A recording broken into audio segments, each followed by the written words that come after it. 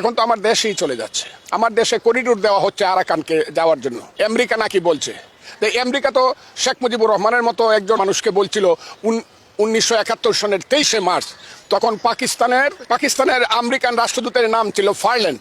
সেই ফারল্যান্ড যে 32 নম্বর আগুন দিয়া পুড়িয়ে এবং বুলডোজার চালায় দেওয়া হয়েছে, সেই 32 নম্বর আইসা ফারল্যান্ড বলছিল, মিস্টার মুজিব তুমি শুধু একটা পারমিশন দেও যে আমাদের একটা স্টিমার তোমার বাংলার দক্ষিণ দিকে সেন্ট মার্টিন দ্বীপে লেগে থাকবে, তুমি স্বাধীনতা নেও।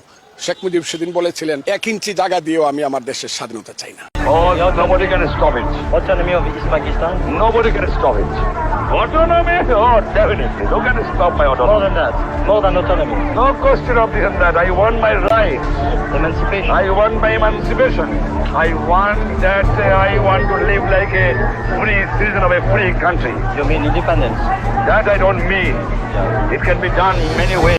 কোন এক সাদা চামড়ারই প্রস্তাব বাংলাদেশেরও একটা অংশ নিয়ে, তারপরে চিটাগাং, মিয়ানমার, এখানে একটা খ্রিস্টান স্টেট বানাবে, বে অফ বেঙ্গলে একটা ঘাঁটি করবে।